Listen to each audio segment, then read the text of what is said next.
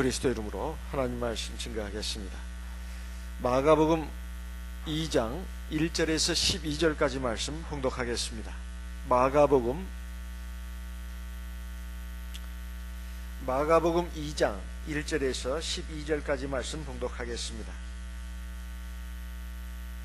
수일 후에 예수께서 다시 가버나움에 들어가시니 집에 계신 소문이 들린지라 많은 사람이 모여서 문 앞에라도 용신할 수 없게 되었는데 예수께서 저희에게 도를 말씀하시더니 3절 사람들이 한 중풍병자를 4사람에게 메어 가지고 예수께로 올세 무리를 인하여 예수께 데려갈 수 없으므로 그 계신 곳에 지붕을 뜯어 구멍을 내고 중풍병자의 누운 상을 달아내리니 5절 예수께서 저희의 믿음을 보시고 중풍병자에게 이르시되 소자야 네 죄사함을 받았느니라 하시니 어떤 서기관들이 거기 앉아서 마음에 의논하기를 이 사람이 어찌 이렇게 말하는가 참남하도다. 오직 하나님 한 분 외에는 누가 능히 죄를 사하겠느냐. 8절 저희가 속으로 이렇게 의논하는 줄 예수께서 곧 중심에 아시고 이르시되 어찌하여 이것을 마음에 의논하느냐. 중풍병자에게 네 죄사함을 받았느니라 하는 말과 일어나 네 상을 가지고 걸어가라 하는 말이 어느 것이 쉽겠느냐. 10절 그러나 인자가 땅에서 죄를 사하는 권세가 있는 줄을 너희로 알게 하려 하노라 하시고 중풍병자에게 말씀하시되 내가 네게 이르노니 일어나 네 상을 가지고 집으로 가라 하시니 12절 같이 읽겠습니다. 그가 일어나 곧 상을 가지고 모든 사람 앞에서 나가거늘 저희가 다 놀라 영광을 하나님께 돌리며 가로되 우리가 이런 일을 도무지 보지 못하였다 하더라. 사람의 평생이 한 번밖에 없기 때문에 누구나 할 것 없이 사람은 행복한 삶을 꿈꿉니다. 사람이 한평생을 사는 동안에 행복한 삶을 살려면 어떻게 해야 되는가? 몇 가지가 있어야 되는가? 보통 사람들이 하는 말이 돈을 꼽습니다. 그리고 건강, 그리고 사랑, 그리고 연대. 이것은 사람을 행복하게 살려면 건강해야 되고 돈이 있어야 되고 또 사랑이 있어야 되고 그리고 뭔가 어울릴 수 있는 유대감을 가지고 살아갈 수 있는 그런 사람들이 있어야 된다는 겁니다. 어떤 사람은 또 다르게 말하기도 합니다. 세상을 행복하게 살려면은 놀이가 있어야 된다. 그리고 일이 있어야 된다. 사랑이 있어야 된다. 또 사람과의 어울릴 수 있는 사람들이 있어야 된다. 이렇게 말도 합니다. 제가 작년에 미국에서 한때 살다가 죽은 어떤 대학 교수에 관한 얘기를 읽은 적이 있습니다. 이것은 실제 있었던 일입니다. 어렸을 때 부모가 이혼을 했습니다. 그래가지고 홀 어머니 밑에서 자기 동생과 함께 양육을 받고 참 고생도 많이 했는데 참 공부를 열심히 해서 나중에 좋은 대학을 들어가고 그리고 열심히 공부해가지고 대학 교수가 된 사람입니다. 그래서 때가 돼서 자기보다 몇 년 아래에 아리따운 그 후배와 결혼을 했습니다. 그래가지고 또 2 아들을 낳았어요. 그리고 이 사람은 이제 대학 교수가 됐는데 부인도 대학 교수입니다.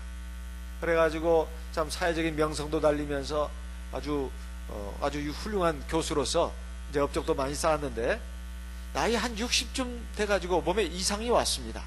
그래도 자기는 몸이 참 운동이 부족해서 그런 것 같다 싶어가지고 운동도 열심히 하고 또 이 사람이 참 쾌활하고 명랑한 사람입니다. 그래서 젊은이들 막 어울려가지고 사교 하면서 서로 교제하면서 춤도 추고 하는 때가 가지고 자기도 막 청바지도 입고 춤도 추고 이런 사람이었어요. 그런데 몸이 갈수록 이상하다는 걸 느꼈습니다. 그래서 병원에 가서 정밀 진찰을 한번 받아봤어요. 그랬더니 충격적인 소식을 듣습니다. 자기가 루게릭병에 걸렸다는 거예요. 루게릭병이 뭔지 아십니까? 루게릭병. 가끔씩 뭐 들어보셨겠습니다만은 사람의 몸에 그 근육이 점점점 마비돼가는 병입니다. 그래가지고 움직일 수 없게 되는 거예요. 나중에 숨 쉴 수 있는 근육, 폐 근육까지도 이제 뭡니까? 마비가 돼가지고 결국 죽는 거예요. 지금 세계적인 천체 우주 물리학자 영국의 스티븐 호킹 박사가 그 병에 걸린 게 아니겠습니까? 젊은 시절에 걸렸는데 지금까지도 지금 살아있죠. 얼마 못 산다고 했는데 참 기적같이 지금도 살아있습니다. 그런데 이 병을 이 병에 걸렸다는 그 진단을 받고 당신은 이제 살 날이 한 1년밖에 안 남았다, 이런 말을 듣습니다. 굉장히 충격을 받죠. 절망을 합니다. 그렇지만 다시 한번 생각해 보니까 사람은 어차피 죽는 것인데 내 1년 동안 내가 어떻게 내 삶을 의미 있게 보내야 할 것인가. 그래서 막 계획을 세우기 시작합니다. 그래가지고 이제 뭔가 자기 삶을 정리해야 되겠다는 생각을 하는데 그래도 끝까지 할 수 있는 한 강의를 해야 된다. 그런데 이제 얼마 하다 보니까 강의를 할 수가 없어요. 학교에다가 그걸 알립니다. 그래가지고 이제 퇴직을 하게 되죠. 그래가지고 이제 자기 삶을 정리해 나가는데 어떻게 우연히 이제 이 소식이 이제 알려지게 됐어요. 그래가지고 미국의 유명한 그 MBC 무슨 TV인가요? 여기에서 기자가 방문을 했습니다. 당신의 이 걸린 병, 그래가지고 당신이 어떻게 마지막 생을 정리하는가, 이것을 우리가 좀 취재하면 안 되겠냐고 하니까 이 사람이 한참 생각하다가 그렇게 하자고. 그래가지고 이제 이것이 이제 방송을 타고 나갔습니다. 그런데 이 제자 중에 한 사람이 그 소식을 듣고 연락을 취한 거예요. 정말 자기가 학교 다닐 때 이 교수님으로부터 많은 감화를 받았는데 뭔가 인생의 어떤 귀한 교훈을 받고 싶다 해가지고 연락을 해가지고 이제 찾아뵙는다고 했습니다. 찾아뵈면서부터 이제 그 이야기가 시작됩니다. 그래가지고 매주 화요일마다 이제 이분을 만나는 거죠. 이분이 지금까지 살아오면서 있었던 얘기, 이제 생을 마지막으로 정리하면서 자기가 인생의 소중한 가치라고 생각한 것이 뭔가, 이거에 대해서 아주 담담하게 얘기를 했는데 참 그 감동적인 얘기들이에요. 그 가운데 보면 참 지난날 너무나 뭘 욕심을 부리고 또 남을 또 너무 함부로 미워하고 또 비판하고 이런 그 지난날의 부족한 점들에 대해서 또 부모를 원망하고 또 자기 어떤 그동안 막 관심을 가지고 했던 그 일들에 대해서도 다시 한번 생각을 해보는 겁니다. 근데 이 루게릭 병이 얼마나 참 심각한 병인가, 그걸 제가 알게 되었습니다. 점점 이 사람이 이제 나중에는 그 휠체어를 목발을 짚고 집에서 이제 화장실을 가는 정도였는데 이제 간병인들이 매일같이 옵니다. 나중에는 이제 상시적으로 그 집안의 간병인도 같이 생활하게 되죠. 그런데 이 사람이 제일 고민하고 걱정하는 것이 뭐냐면 바로 자기가 자기 몸을 어떻게 할 수 없는, 그러니까 이제 소변이라든가 대변 이제 처리하는 거, 이것을 걱정하더라고요. 그럴 수밖에 없는 거 아니겠습니까? 그러면서 나중에 참 이것도 내가 부끄러워해서는 안 된다, 이런 생각까지 가집니다. 그러면서 실제로 이제 나중에는 화장실도 갈 수 없는 지경이 되니까 이제 그 소변도 관을 통해서 그 주머니에 받아내야 합니다. 그리고 대변도 이제는 그 간병인이 그 뒤처리를 해줘야 돼요. 근데 이것이 참 그러면서 참 부끄러운 생각도 들고 내가 어떻게 이 지경까지 됐는가. 근데 이것이 어떻게 그분만의 얘기겠냐 이 말이에요. 사실 우리 모든 사람들이 결국 이제 나중에 나이가 들고 장수하게 되면 다 닥칠 일입니다. 물론 사람들은 말합니다. 내가 한 2, 3일 한 일주일 정도 앓다가 밤에 자는 듯이 좀 편안히 세상을 떴으면 좋겠다. 근데 나이가 드신 분들은 다 한결같이 소망하는 말들입니다. 밤에 자다가 잠자듯이 그냥 가는 거. 그런데 그런 죽음을 과연 얼마나 몇 사람이나 맞이할 수 있을까요? 결국 나이가 들게 되면 가족에게 짐이 되거나 아니면 가족에게 짐이 안 된다 하더라도 어떤 간병인이 내 소변도 받아내고 대변도 그 처리하고 또 그걸 닦아내고 막 이런 것을 생각을 해보니까 그냥 저도 그냥 그 참 마음에 이것이 눈에 훤히 보이더라고요.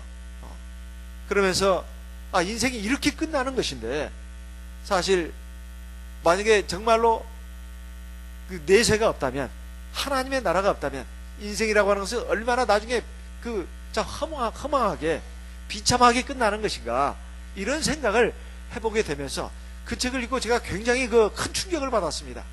이건 그래가지고 그분이 마지막에 참 아름답게 이렇게 자기 생을 정리하고 아주 귀한 교훈들을 남기면서 가는 것을 볼 수가 있어요. 제가 지난 안식일에 어떤 연예인 부부가 2000 몇백 일 동안에 한 번도 안 싸운 비결에 대해서 얘기를 했는데, 그걸 마치고 나서 제가 기도를 하는 순간 그 세 번째가 생각이 났어요. 세 번째가 기도를 하는데 세 번째가 생각이 났습니다. 첫 번째는 상대방의 좋은 면만을 본다. 두 번째는 뭐예요? 두 번째는 상대방을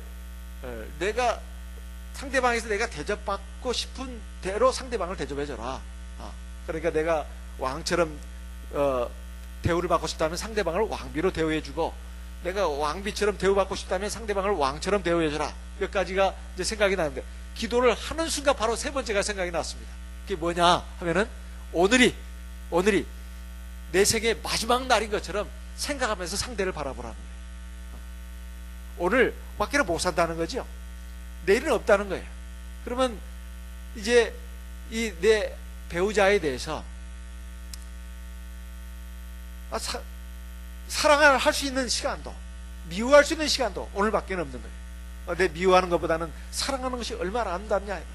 그러니까 오늘이 마지막 생이라고, 내 생의 마지막 날이라고 생각하고 상대방을 바라보라는 겁니다. 사실 시간의 차이는 있어도 우리 생은 짧게 끝납니다. 근데 그 분도 그런 말을 했다 이 말이에요.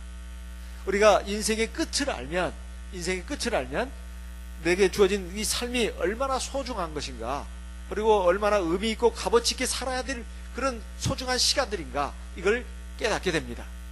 오늘 이 주신 말씀은 이 한 중풍병자가 내 친구들의 도움을 받아가지고 주님 앞에 나와서 병고침 받은 그 이야기를 지금 기록해 놓고 있습니다. 그런데 여기서 신기한 것은 병고침 받았다고 하는 그 사실을 가지고 사람들이 막 놀랍니다. 그러면서 이건 기이한 일이다, 정말 이건 하나님께 영광을 돌려야 할 일이다 하면서 그 중풍병자가 일어난 사실에 대해서 전부 다 놀래고 깜짝 놀래고 하는 그 광경이 마지막으로 기록되어 있습니다.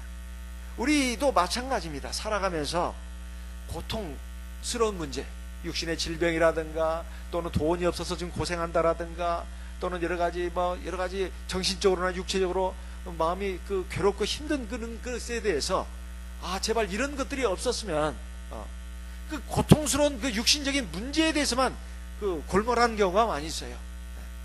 그런데 하나님은 말입니다, 육신의 그 고통이 어디서 왔는지 그것을 생각해 보라는 거예요. 인생에 주어지는 그 모든 고통들, 그게 육신의 질병이든, 또는 그 경제적인 문제든, 또는 여러 가지 세상을 살아가면서 겪는 여러 가지 고통스러운 문제들이 어디서부터 왔는가? 그것은 바로 죄로부터 왔다는 겁니다. 그 죄의 문제를 해결해야 된다는 거예요. 그것이 근본이라는 겁니다. 세상을 사람이 평안하게 즐겁게 산다 하더라도 결국은 나중에 병들어서 죽게 돼 있습니다. 사람이 정말 힘든 것이 늙는 것이고 병드는 것이라고 하지 않습니까? 그 늙고 병들고 또 수고하고 고생하고 이런 것들이 다 어디서부터 온 것인가? 죄 때문에 온 것이다 이 말이에요. 이것은 일반적인 얘기입니다. 인생이 당하는 모든 그 수고와 고통, 그리고 마지막 최후로 육체의 죽음이 오는 것은 다 죄로부터 온 것이다 이 말이에요. 그 죄 문제를 해결하는데 우리가 중점을 둬야 되는데 우리가 별로 그 중점을 두지 않습니다. 그것은 말이야, 세상 사람들이 아직 하나님 믿기 전에 지금 수고와 고통과 절망 가운데 살아가니까 그 사람들에게만 해당되는 얘기예요. 우리 하나님 백성들은 이미 세례받고 성령 받아서 그 하나님의 그 귀한 백성이 됐는데 뭔 지금 또 죄 문제를 또 얘기를 하냐고. 아닙니다. 아무리 예수 믿고 물과 성령 거듭났어도 죄 문제는 죽는 날까지 따라붙는 문제들입니다. 우리가 예수 믿고 물과 성령 거듭났어도 뭐 이제는 더 고통스러운 문제가 없나요? 건강 문제, 또 돈 때문에 고생하는 문제, 또 여러 가지 수고하고 애쓰고 또 정신적으로 힘들고 이런 문제가 없냐 이 말이에요. 있지 않습니까? 그런데 우리는 보통 그런 고통스러운 문제에만 집중을 합니다. 거기에만 붙들려 있다 이 말이에요. 사실 하나님에 대해서 내가 그 내 죄 문제를 해결해야 되는데, 내가 지금 하나님 앞에서 바로 서 있는가, 하나님과의 관계가 제대로 맺어져 있는가, 그건 별로 신경을 안 써요. 사실 근본 원인은 그건데 별개로 생각한다 이 말이에요. 그래가지고 뭐 돈이 없으면 열심히 해서 돈 벌어야지, 몸이 아프면 운동을 열심히 해야지, 밥 잘 먹어야지, 그리고 병원에 가서 용한 의사한테 치료를 받아야지, 그리고 내가 인간관계가 너무나 끈이 얇아서 그래, 좋은 사람, 힘 있는 사람 찾아서 좀 힘을 얻고 덕을 봐야지, 그따위 생각을 하고 있다 이 말이에요. 이건 근본 해결 방법이 아닙니다. 하나님과의 관계가 바로 맺어져야 된다. 바로 맺지 않아진 것이 바로 죄입니다. 오늘 여기 말씀을 한번 잘 보시기 바랍니다. 예수님께서 가버나움에 들어가셨을 때 어느 집에 계신다는 소문이 들렸습니다. 많은 사람들이 모여 있었습니다. 왜 모여 있었을까요? 뭣담시 예수님이 어떻게 생겼는지 보려고요? 그게 아닙니다. 바로 진리의 말씀, 생명의 말씀을 듣기 위해서 그 집안에 그렇게 사람들이 모였던 거예요. 2절에 보니까 많은 사람이 모여서 문 앞에라도 용신할 수 없게 됐는데, 용신이라고 하는 것은 몸을 들이밀 수가 없었다는 말입니다. 예수님께서 저에게 뭘 말씀하셨다고요? 2절에 예수님께서 그 많은 사람들에게 뭘 말씀하셨다고 나옵니까? 제 얼굴 보려고 오지 마시고 뭘 말씀하셨다고 나와요? 예? 도를 말씀하셨다. 이거 도가 뭐예요? 도가 말씀이죠. 말씀. 지금 진리를, 하나님의 말씀을 지금 전하고 있다 이 말이에요. 그 많은 사람들이 그래서 모인 겁니다. 예수님한테 떡 하나 얻어 먹으려고, 굿이나 보려고 온 게 아니다 이 말이에요. 말씀을 먹기 위해서 온 겁니다. 말씀을 듣기 위해서 온 거예요. 그걸 뭐라고 했습니까? 도라고 말씀하고 있어요. 내가 그 길이요 진리요 생명이니 나로 말미암지 않고는 아버지께로 올 자가 없느니라. 그 길이 뭐예요? 바로 도 아니겠습니까? 길도자. 인생이 걸어가야 할 바른 길, 생명의 길, 진리의 길, 그걸 도라고 말씀하는 겁니다. 하나님의 말씀입니다. 이렇게 하나님의 말씀을 하는 자리에 한 일단의 사람들이 중풍병자를 내어가지고 갔어요. 중풍병자가 뭡니까? 예? 몸이 마비가 된 사람이에요. 그렇죠? 뭣담시? 혈액순환이 잘 안 되니까, 뭐 풍이 들렸다고 하잖아요. 풍이. 예?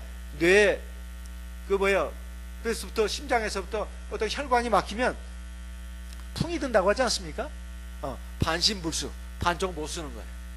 또는 온몸이 중풍병자가 그러면 꼼짝을 못 하는 겁니다. 이게 중풍병이라고 하는 거예요. 사지가 마비되는 거예요. 움직일 수 없는 겁니다. 이런 사람의 삶은 행복할까요? 괴로울까요? 행복하다고 생각하시는 분 있습니까? 정말 괴로운 거죠. 아까도 말씀드렸잖아요. 루게릭병은 사지가 점점 마비돼가는 병이라고. 중풍병도 마찬가지입니다. 자기 몸을 움직일 수가 없어요. 얼마나 괴로울까요? 허구한 날 침상에 누워 있어야 합니다. 몸을 움직일 수가 없어요. 누가 내 대소변도 받아줘야 합니다. 이것은 인간의 존엄성이 자기가 스스로 누릴 수가 없는 거예요. 이건 사람이 아니다. 이건 짐승이다. 이런 것이 누구에게나 다 온다고 생각해야 합니다. 이건 남 얘기가 아니에요. 우리들의 얘기입니다. 바로 저와 여러분의 얘기예요. 결국은 다 닥칠 일들입니다. 이 사람이 얼마나 괴로웠겠냐 이 말이에요. 힘들었겠냐 이 말이에요. 살아도 사는 게 아닙니다. 그런데 4명의 친구들이 있었습니다. 이 친구들이 예수님에 관한 소문을 들었고, 이분이야말로 우리의 구주시고 이분이야말로 모든 걸 하실 수 있는 분이다, 이런 것을 소문으로 듣고 알고 믿었습니다. 그래가지고 이 중풍병자에게 말했어요. 친구야, 너 말이야 예수라는 분한테 가면은 병 고침 받을 수 있을 거야. 어때? 우리가 너를 도와줄 테니까 같이 가볼래? 에이 그따위 소리가 어디가 있어? 나를 지금 놀리는 거예요 뭐야? 그러면 될까요 안 될까요? 그럼 구원 못 받는 거예요. 아이 뭐 그런 일이 어디가 있어?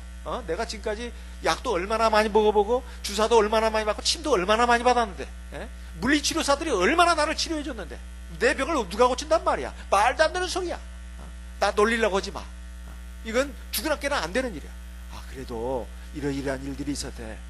그것은 귀신 쫓아내고 눈먼 소경 띄워주고 그랬지 중풍병자 낫겠다는 소리는 없었잖아. 네가 첫 번째 사례가 되면 되잖아.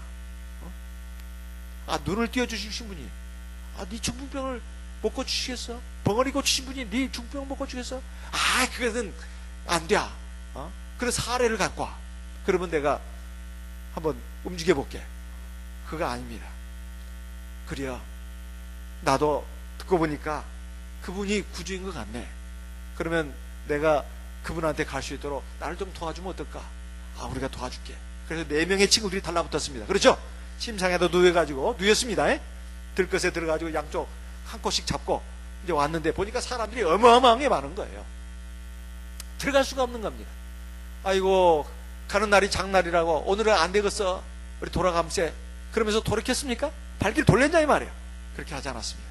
아이고 이 친구들도 그렇고 이 친구도 그 중풍병자는 차마 친구들한테 미안해서 그 말을 못했을 겁니다. 근데 문제는 4명의 친구들이에요. 우리가 여기서 포기할 수 없어. 그래서 어떻게 했죠? 지붕 위로 올라갔습니다. 지붕에 올라가가지고 어떻게 했어요? 지붕을 뭐요? 뜯어냈어요. 그 구멍을 냈어요. 이거 옛날이나 지금이나 참말로 집 고장내면은 난리가 납니다. 지금은 위층에서 누가 발작 소리만 해도 그냥 집에서 올라가가지고 밑에 층에 올라가가지고 그냥 칼부림이 일어나는 세상이에요.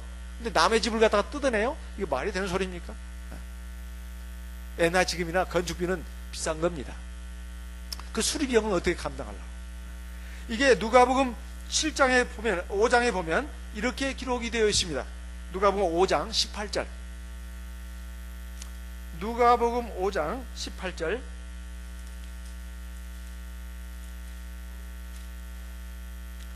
누가복음 5장 18절.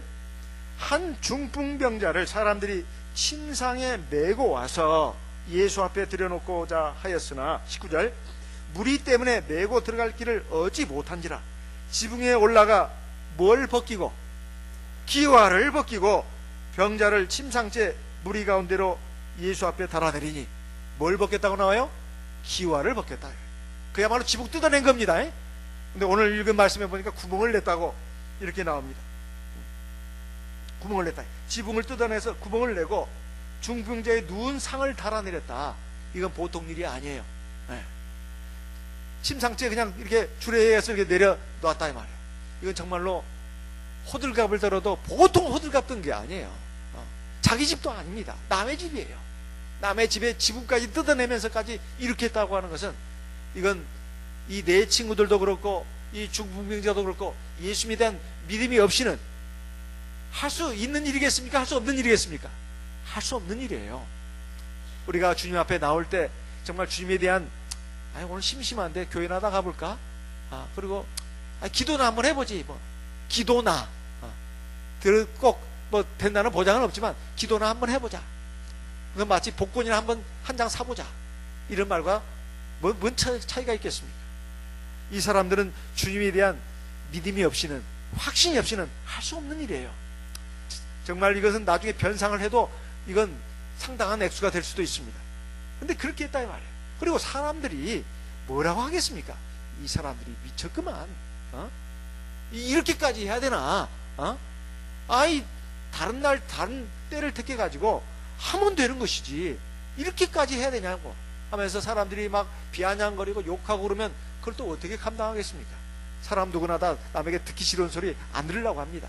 그런데 다른 사람에게 이렇게 손가락질 당하고 또 욕 듣고 하면서까지 주님 앞에 나가야 되겠냐 이 말이에요. 그런데 그들은 그렇게 했다 이 말이에요. 왜? 이 내 친구들이 이 중풍병자 친구를 갖다가 말이에요. 저 엄청 사랑했는가 봐요. 사랑하지 않고서는 그렇게 할 수가 없습니다. 그리고 내 친구들에게 이 중풍병자는 사랑을 받는 사람이었어요. 그러니까 이렇게 온 것입니다. 내 친구들 중에 한 친구라도 나는 못하겠어 이렇게 갔다면 할 수도 없는 일입니다.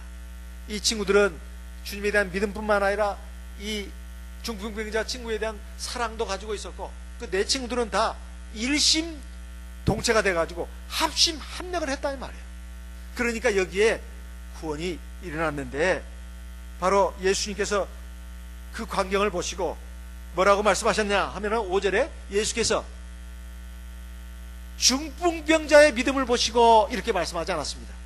저희의 믿음을 보시고 중풍병자에게 말씀하셨습니다. 소자야, 네 죄 사함을 받았느니라. 그러니까 이 중풍병자뿐만 아니라 중풍병자를 주님 앞으로 데리고 온 그 네 친구들의 믿음까지도 보시고 주님께서 그 중풍병자에게 하신 말씀입니다. 소자야, 네 죄 사함을 받았느니라. 이것은 말이에요, 사실은 내 친구들이나 중풍병자가 원했던 답이 아닙니다. 그렇죠? 아유, 오셨으면은 아이고 참말로 너희들이 이렇게까지 나를 믿는구나, 그렇게 유난 법석 떨어가면서 이렇게까지 했는데 너희들이 믿음이 없이는 이런 일을 못한다. 이리 와, 이리 와, 내가 당장 고쳐줄게. 일어나, 아니면 안수해가지고 어루만지면서 일어나 하든지, 이렇게 고쳐야 이게 이 정답입니다. 그런데 그런 말씀은 안 하시고 말해요. 소자야, 네 죄 사함을 받았느니라. 이런 말씀을 했습니다. 그래가지고 괜히 논란거리를 만들었다 이 말이에요. 거기에 있었던 서기관들이 앉아서 마음속으로 생각했습니다. 이게 의논했다고 나오는데요, 상의하였다는 그 말이 아닙니다. 마음속으로 생각했다는 거예요. 그런데 주님은 하나님이시기 때문에 사람의 마음 속까지도 다 들여다보셨습니다. 뭐라고 이 사람들이 생각했나 하면, 이 예수라는 사람은 참 아주 무엄한 사람이다, 참남한 사람이다. 하나님 한 분밖에는 죄를 사할 수 있는 이가 없는데 자기가 사람이 돼가지고서 어찌 다른 사람의 죄를 용서한다고 하느냐. 이건 말이 안 된다. 주님은 그 서기관들이 속으로 그렇게 비방하는 것을 알았습니다. 들었다 이 말이에요. 그래서 말씀했습니다. 이것을 어째서 네가 그렇게 생각하느냐. 내가 너희들한테 한번 질문을 던지겠다. 9절에 있는 말씀입니다. 중풍병자에게 나 예수가 네 죄의 사함을 받았다, 네 죄 용서함을 받았다, 이렇게 말하는 거하고 네 자리를 들고 일어나서 걸어가라 하는 말하고 어느 것이 더 쉽겠느냐. 한번 생각해 보십시오. 주님이 이 중풍병자에게 네 죄 사함을 받았다 이렇게 말씀하시는 거하고, 소자야, 네 자리를 들고 일어나 걸어가라, 이 말하고 어느 것이 더 쉬운 말이냐 이 말이에요. 우리가 당연히 생각해 보면은 네 죄 사함을 받았느니라, 이것이 더 쉬운 말 아니겠습니까? 왜 그럴까요? 죄 사함 받았다고 하는 것은 눈에 보이는 일도 아니지 않습니까? 그러죠? 눈에 보이는 일도 아니고 또 증명할 수 있어요, 없어요? 하나님 앞에 내가 죄 용서함 받았다고 하는 것을 증명할 수도 없고, 또 어떤 증거를 내놓을 수도 없습니다. 그런데 중풍병자에게 일어나서 네 상을 들고 걸어가라 하는 말은, 이것은 외부적으로 나타나야 될 사실입니다. 그렇죠? 이건 눈에 확실하게 보여야 될 사실이다 말이에요. 그렇지 않으면 믿을 수가 없어요. 이 사람 거짓말했네. 거짓말했네. 일어나서 걸어가라 하는 것은 지금 하나님의 능력, 기적이 나타나가지고 이 사람이 중병을 완전히 낫고 정상을 회복해서 힘차게 걸어가야 되는 그 일이니까, 이건 눈으로 봐서 확실하게 분간할 수 있는 말입니다. 그게 이루어졌는지 안 이루어졌는지. 근데 죄 용서함 받는다고 하는 것은 눈에 보이는 일도 아니고 무슨 증거를 내놓을 수 있는 것도 아니다 이 말이에요. 그러니까 사람들의 입장에서는 죄 사함 받았다는 말은 그건 쉬운 말이요. 그리고 중병자가 일어나서 걸어가라 하는 말은 그것은 말이에요, 어려운 말입니다. 사람의 입장에서 봤을 때, 사람의 안목으로 봤을 때는 죄 사함 받는다는 말은 이것은 별 씨도 안 맥히는 말입니다. 이것은 그냥 증거가 없고 또 표가 안 나는 그런 말이니까 이건 쉬운 말이다 이 말이에요. 그렇지만은 정말로 생각해 볼 수 있는 것은 하나님 앞에서 죄 용서함 받는다는 것이 가장 중요하고 이것이 어려운 일입니다. 그리고 기저귀사 체험하는 것은 오히려 쉬운 일이에요. 근데 우리는 거꾸로 생각하는 경우가 많아요. 우리가 살아가면서 하나님 앞에 내가 믿음을 가지고 또 기도하고 또 하나님 앞에 죄 용서함 받고 긍휼과 자비와 은총을 입는 것은, 이것은 별로 그렇게 대단하게 생각하지 않습니다. 그런데 왜 눈에 안 보인다고 생각한다. 그런데 그냥 내 그 현실적인 문제들, 지금 내가 몸이 아프고 힘들고 또 돈 때문에 걱정하고 괴로워하고 힘들고 또 인간관계 때문에 힘들고, 이런 것은 실제적인 그 현실적인 문제이기 때문에 아주 나에게 무거운 그 중압감처럼 느껴지고 어려운 문제로 생각된다 이 말이에요. 그럼 보통 여기에다가 우리는 마음과 생각을 쓴다 이 말이에요. 하나님 앞에서 내가 죄 사함 받고 은총을 입는 것에 대해서는 그런 것은 별로 그렇게 중요하게 생각하지 않습니다. 여기 주님께서는 바로 그 점을 지적을 하신 겁니다. 나는 너에게 말하겠다. 인자가, 즉 예수 그리스도가 땅에서 죄를 사하는 권세가 있는 줄을 너에게 알게 해주겠다. 너에게 알게 해주겠다. 그러면서 이제 중풍병자를 향해서 말했습니다. 내가 네게 이르노니 일어나 네 상을 가지고 걸어가라. 그러니까 그 사람이 불뚝 일어나가지고 자기 침상을 가지고 일어나서 걸어가는 겁니다. 많은 사람들이 놀랐어요. 근데 예수님이 여기에 하신 말씀, 내가 너희에게 알려주겠다. 인자가, 즉 예수 그리스도가 세상에서 사람들의 죄를 사하는 권세가 있는 그런 일하는 것을 너희로 하여금 알게 해주겠다. 그러면서 중풍병자의 병을 고쳐주신 것입니다. 그러니까 중풍병자의 병을 고침받은 것은 중풍병자로서는 엄청난 선물입니다. 그리고 하나님의 큰 능력이죠. 사람들은 또 거기에 놀랐습니다. 그런데 주님은 말씀하시기를 그것보다도 사람이 하나님 앞에 죄 용서함 받는 것이 가장 큰 문제다. 이걸 지금 말씀하고 있는 겁니다. 제가 아는 어느 집사님 어머니가 이제 아들의 전도를 받고 우리 교회에 나오시게 됐습니다. 연세가 70이 넘은 분이에요. 이제 나이가 들다 보니까 이제 그 몸이 비대해지고 또 약간 풍 증세도 와가지고 걸음걸이도 참 시원치가 않습니다. 그리고 교회 올라갈 때는, 계단 올라갈 때는 난간을 잡고 올라가야 되는 그런 정도였어요. 몸이 불편하게 됐습니다. 또 고혈압에다 당뇨에다가 여러 가지 몸의 기능이 안 좋습니다. 그런데도 불구하고 아들의 효도 그리고 아주 정성 어린 그 전도를 받고 교회를 나오시게 됐어요. 그래가지고 나오다 보니까 이제 말씀이 좀 귀에 들어오고 이제 세례를 받아야 되겠다고 생각을 해서 세례를 받았어요. 자, 어느 날 이제 일요일 날 교회 성도들과 함께 가지고 어느 내과에 가서 세례를 받고 나오셨습니다. 근데 다음 안식일에 교회를 오셨는데 그렇게 퉁퉁 부었던 그 몸이 살이 쭉 빠지면서 몸에 힘이 들어갔습니다. 그래가지고 평상시에는 막 난간을 잡고 간신히 올라왔던 이분이 그냥 난간도 안 잡고 이렇게 혼자서 그 가파른 계단을 올라서 회당에 들어오셨다는 거예요. 많은 교회 성도들이 막 놀랬어요. 하나님의 역사라고, 하나님의 은혜라고. 근데 그분이 이제 또 나이가 들어가지고 지금 한 90 가까이 지금 아마 되셨을 겁니다. 이제 다시 연세가 드니까 이제 몸의 기능이 또 나빠지잖아요. 무릎도 나빠지고 이제는 난간 잡고 올라오십니다. 사람은 어차피 그렇게 되는 거예요. 아무리 하나님의 역사로 암을 낳고 몸이 건강해져도 나중에 나이가 들면 어떻게 되죠? 다 쇠약해져 가지고 이제 지팡이 잡고 또 난간도 잡고 올라가야 됩니다. 나사로가 죽어가지고 나흘이 돼서 썩은 시체 냄새가 났습니다. 주님의 말씀으로 그가 살아났죠. 그런데 나사로가 평생 영원토록 세상에 살았습니까? 아니죠. 나중에 그도 늙고 병들어서 죽었을 겁니다. 지금 하나님 나라에 가 있겠지만, 이것은 우리에게 뭘 가르쳐 주는 것이냐?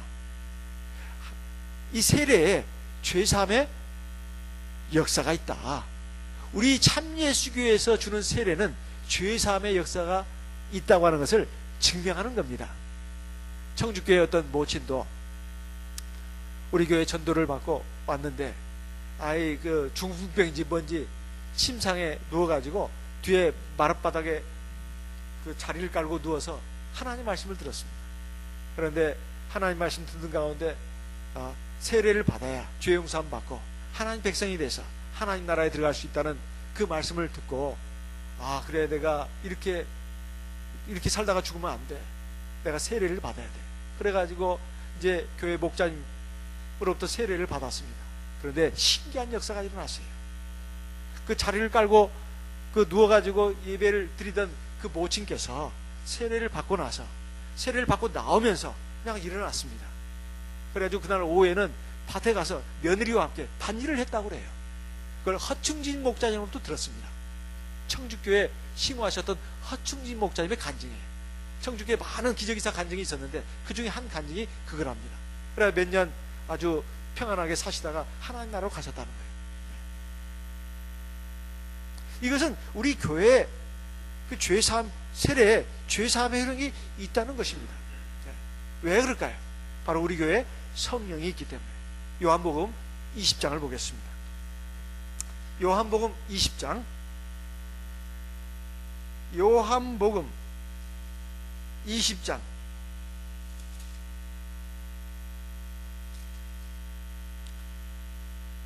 21절 요한복음 20장 21절에서 23절까지 읽겠습니다. 예수께서 또 가라사대 너희에게 평강이 있을지어다. 아버지께서 나를 보내신 것 같이 나도 너희를 보내노라. 이 말씀을 하시고 저희를 향하사 숨을 내쉬며 가라사대 성령을 받으라. 23절 같이 읽겠습니다. 너희가 네 죄든지 사하면 사해질 것이요 네 죄든지 그대로 두면 그대로 있으리라 하시니라. 예수님께서 무덤에서 부활하셔가지고 제자들과 40일간 계셨습니다. 그래가지고 제자들에게 여러 가지 말씀을 가르치셨는데 그 중에 하나가 여기에 나옵니다. 하나님 아버지께서도 나를 이 세상에 보내신 것처럼 나도 너희를 이 세상에 보낸다. 뭐하라고? 교회 세우라고. 하나님 구원의 말씀, 생명의 말씀을 전해서 많은 사람들 구원받게 하라고. 근데 거기에서 가장 중요한 게 뭡니까? 주 예수를 믿고 뭘 받은 거예요? 물세례 받는 거예요. 그렇죠? 물세례를 받아야 죄 용서함 받는 거예요. 근데 물속에 들어갔다 나오면 죄가 씻어지는지 안 씻어지는지 알게 뭐예요. 그렇죠? 이건 영적으로만 분별할 수 있는 겁니다. 이건 증거가 없어요. 그런데 너희들이 바로 그 일을 해야 된다. 주님이 이 세상에 오신 목적이 뭐냐? 이 세상 사람들을 죄로부터 구원하기 위해서 오신 겁니다. 뭐 때문에 오셨다고요? 죄로부터 구원하기 위해서. 그 죄 문제를 해결하도록 하기 위해서 주님께서 오신 거예요. 그것을 갖다가 주님께서 십자가에서 이루셨어요. 네. 그리고 지금 이 제자들에게 당부하신 겁니다. 숨을 내쉬며 가라사대 너희가 성령을 받아라. 너희가 네 죄든지 사하면 사해질 것이요 그대로 두면 그대로 있을 것이다. 지금 뭔 문제를 얘기하는 겁니까? 죄 문제를 얘기하는 거예요. 사죄 문제를 얘기하는 거예요. 세례를 아무 데서나 받으면 되는 것도 아닙니다. 물속에 들어갔다가 나오는 게 그게 뭔 죄 용서함 받냐고. 그것은 인간의 생각입니다. 그것이 바로 예수의 피다 이 말이에요. 예수님께서 십자가에서 돌아가셨을 때 로마 군병이 그 옆구리를 찔렀을 때 옆구리에서 뭐가 나왔습니까? 피와 물이 나왔어요. 피와 물이 나왔어요. 보통 사람은 찌르면 피만 나오지 물이 안 나옵니다. 사실 피가 핏물이에요. 근데 피와 물이 나왔다고 하는 것은 바로 앞으로 우리가 받을 물세례가 예수님의 피를 대용한다는 뜻입니다. 그래요 안 그래요? 그 물이 예수님 피가 되려면 어떻게 해야 돼요? 그 가운데 뭐가 있어야 돼요? 성령이 계셔야 된다 이 말이에요. 침례교회에서 침례받아도 죄사함 효력이 없습니다. 왜? 성령이 없으니까. 성령은 예수의 영이고 하나님의 영입니다. 하나님의 영이 역사하는 가운데 그 물이 예수님의 피가 되는 거예요. 그 피로 우리가 죄사함 받는 것입니다. 죄사함 받는 거예요. 그래서 마태복음 1장에 보면 마리아의 정혼자 요셉에게 말했습니다. 하나님께서 아들을 마리아에게 낳게 하실 것인데 그 이름을 예수라 해라. 그 뜻이 뭐라고요? 마태복음 1장을 보겠습니다. 마태복음 1장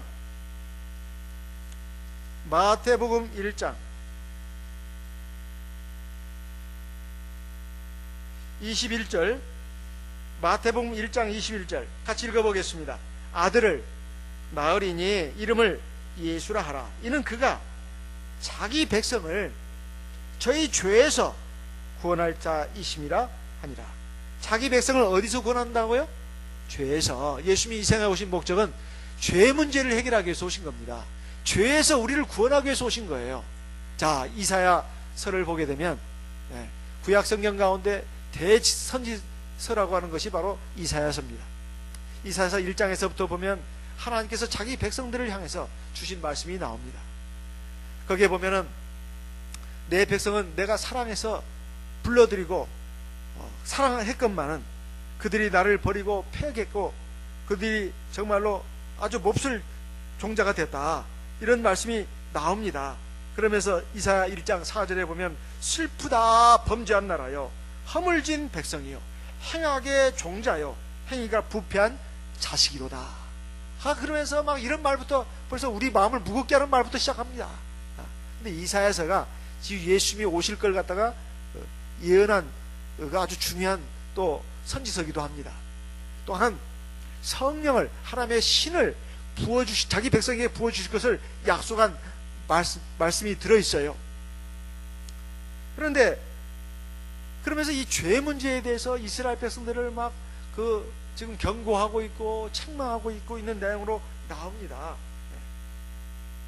그러면서 회개를 촉구한다 이 말이에요. 이사야서 1장 18절에 보면 여호와께서 말씀하시되 오라 우리가 서로 변론하자. 너희 죄가 주홍 같을지라도 눈과 같이 희어질 것이요 진홍같이 붉을지라도 양털같이 되리라. 너희가 즐겨 순종하면 땅의 아름다운 소산을 먹을 것이다. 이렇게 말씀하고 있습니다.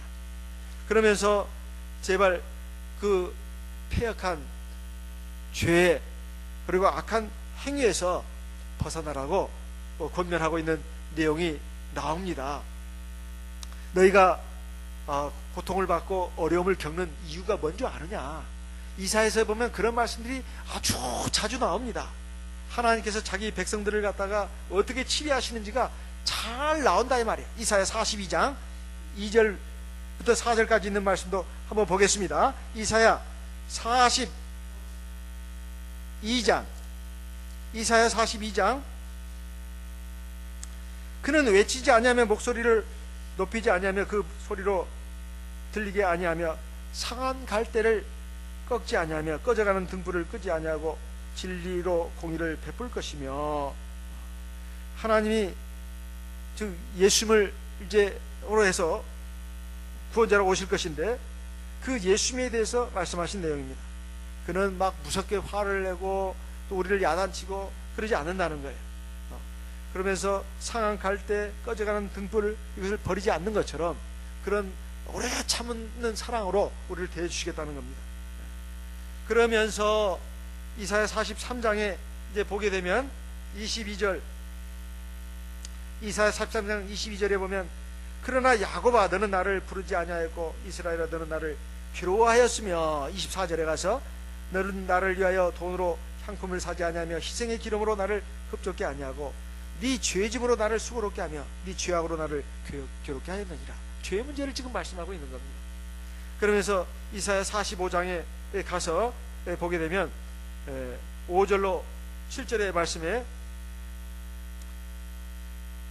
나는 여호와라 나 외에 다른 이가 없나니 나밖에 신이 없느니라. 7절에 가서 나는 빛도 짓고 어두움도 창조하며 나는 평안도 짓고 환난도 창조하나니 나는 여호와라 이 모든 일을 행하는 자라. 우리가 세상을 살아가면서 즐거운 일, 괴로운 일, 슬픈 일, 안 좋은 일, 이런 일을 겪는데 그것 때문에 짜증나고 힘들고 괴롭고 우울하고 슬프고 막 그냥 이렇게 막 살아가면서 허덕이면서 살아가는데 그때마다 우리가 생각해야 될 것이 있습니다. 이거 내가 지지리도 복이 없어서 그래, 내가 어쩌다 이런 일을 당하는 거야, 그렇게 생각하면 안 됩니다. 빛과 어둠, 평안과 환난, 이걸 누가 다 주관하신다고요? 하나님이. 그런데 이게 혹시 또 다른 신이 있어가지고 삼신의 할머니가 있거나 부처님이 있어가지고 하는 줄로 착각하는 사람들이 있어요. 그게 아니다 이 말입니다. 나 외에 뭐예요? 다른 신이 있다 없다? 없다 이거예요. 이 말씀이 이사야서에 몇 번이나 나온지 모릅니다. 나 외에 다른 신이 없다. 나는 여호와라. 제발 엉뚱한 생각 좀 하지 말아요. 하나님은 어디가 있어? 아마 하나님 말고 다른 신도 있겠지. 우리가 지금 기독교에 빠져가지고 지금 여호와 하나님인지 예수 나부랑인지 믿고 있는 거 아니야? 아닙니다. 하나님 외에는 다른 신이 없다. 나 하나님이 하늘을 펼치고 땅에 기초를 세우고 이 세상 모든 만물을 만들고 너를 만들었다. 이렇게 계속해서 말씀하면서 제발 내 백성들아, 제발 정신 좀 차려라. 이렇게 말씀하면서 지금까지 일어난 기적이사들을 봐라. 그래도 너희들이 못 믿겠느냐? 그런 말씀 와중에 무슨 말씀까지 하신 줄 아세요? 내가 언젠가 내 신을 너희에게 부어줄 것이다. 성령 부어줄 약속도 두 군데서나 말씀을 했습니다. 이사야 32장 15절에 내가 내 신을 내 백성들에게 부어줄 것이다. 이사야 32장 15절. 그리고 이사야 44장 2절로 3절에 또 말씀하고 있습니다. 이사야 44장 2절 3절. 내가 내 신을 부어줘가지고 그들로 하여금 살아나게 할 것이다. 이런 말씀도 하고 있습니다.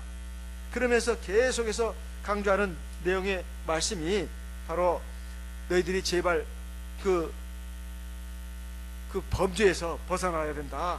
이렇게 말씀하고 있습니다. 그러면서 너희들이 도저히 말을 안 들으니까 내가 너희들에게 고통도 주고 환난도 주겠다. 이런 말씀도 하고 있다 이 말이에요. 이사야 48장을 보겠습니다. 이사야 48장 9절.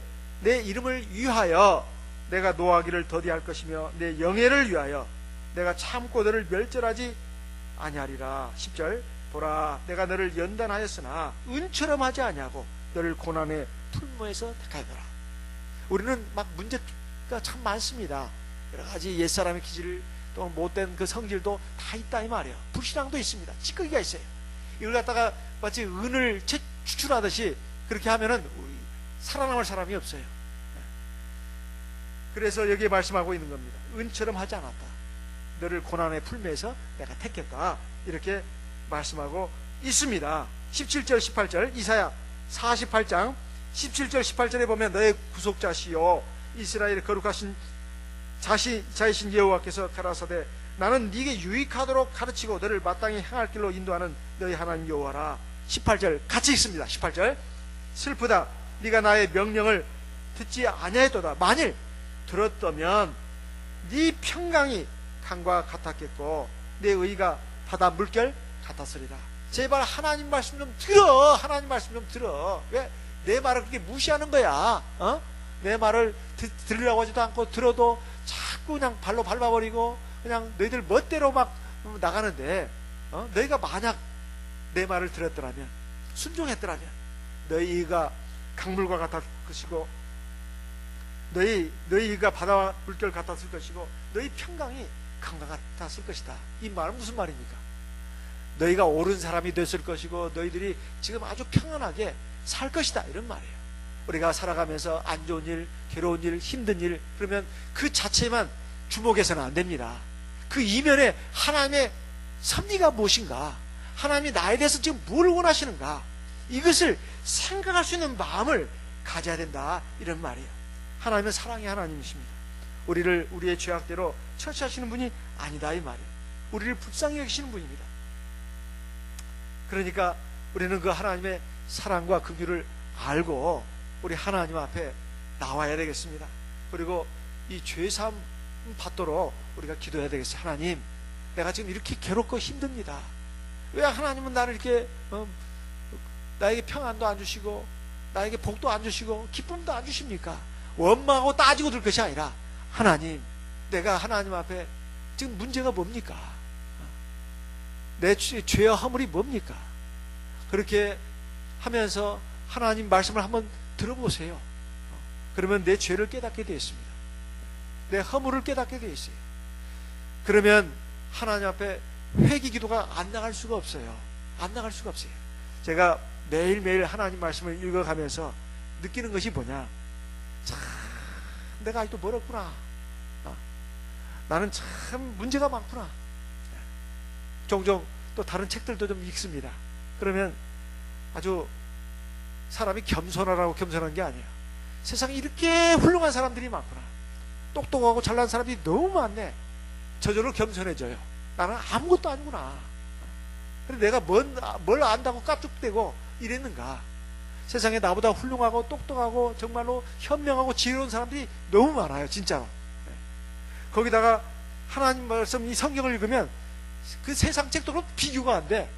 이것은 진짜로 아주 내 영혼과 내 마음을 갖다가 그냥 완전히 압도하는 말씀들입니다. 그래가지고 저절로 그냥 팍 꼬꾸라지는 거예요. 진짜로.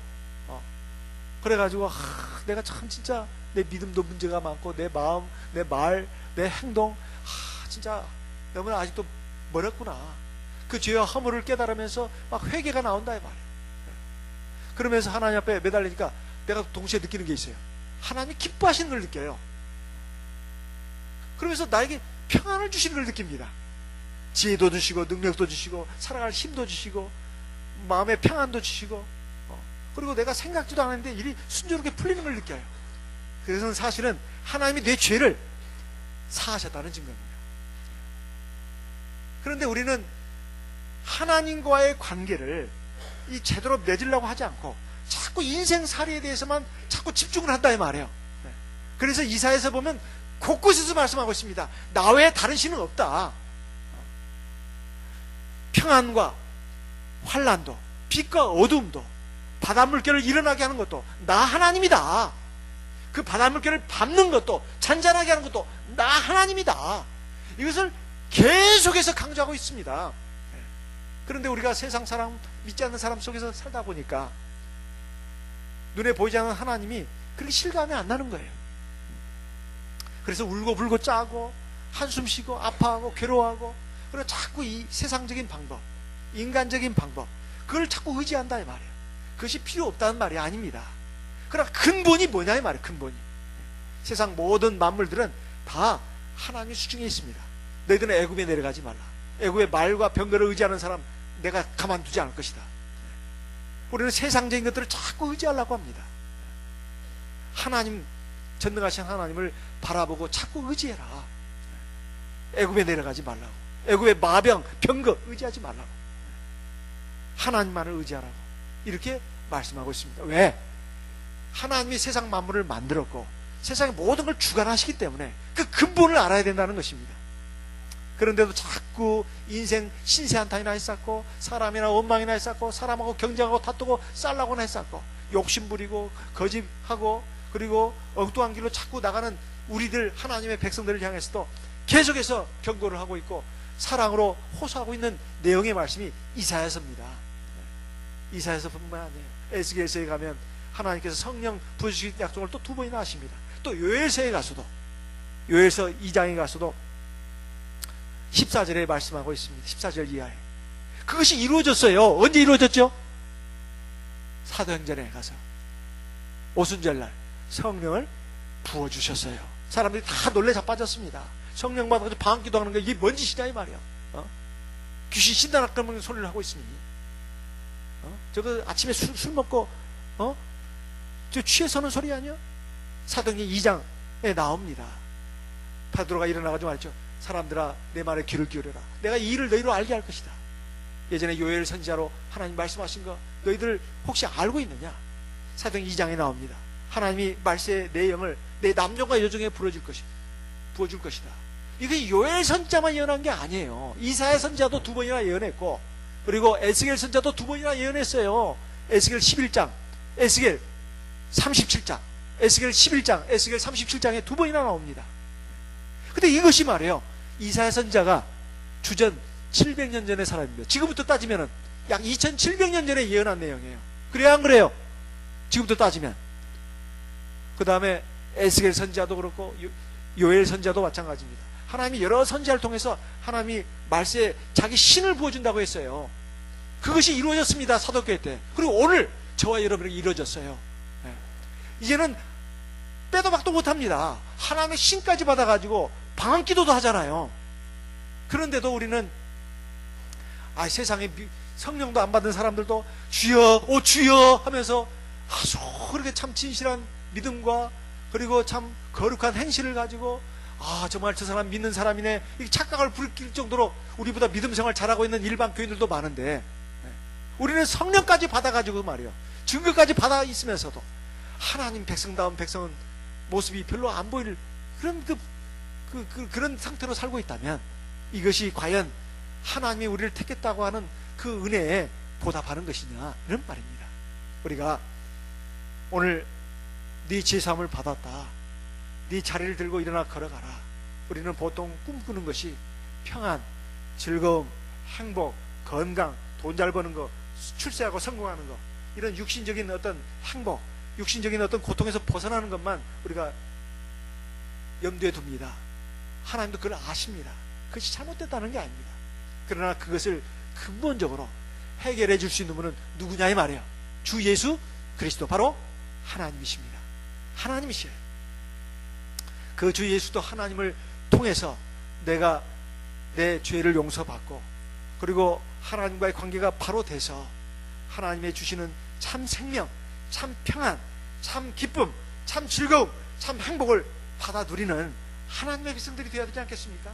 그리고 우리를 통해서 하나님의 영광이 나타나야 되고, 하나님께 영광을 돌리고, 많은 사람들이 이 하나님께로, 하나님의 생명의 말씀으로, 진리 가운데로 나올 수 있게 하는 그러한 도구가 되어야 되지 않겠습니까? 그렇게 되도록 우리 하나님 앞에 회개하는 기도를 해야 되겠습니다. 하나님, 내 죄를 용서해 주시고, 내 문제점을 팔아줘봐 주시고, 그렇게 해서 내 영적인 중풍병부터 먼저 고쳐주시옵소서. 동맥경화가 일어나가지고 하나님의 피가 제대로 흐르고 있지 않습니다. 하나님의 신에 의해서 내가 움직여지고 있지 않고 있습니다. 이 영적인 중풍병을 고쳐주십시오. 그래야 이 육적인 여러가지 중풍병도, 고통과 어려운 문제들도 해결될 수 있음을 믿습니다. 이런 믿음으로 하나님 앞에 나와 내 가정을 위해서 기도하는 시간 갖도록 하겠습니다. 다 같이 기도하겠습니다.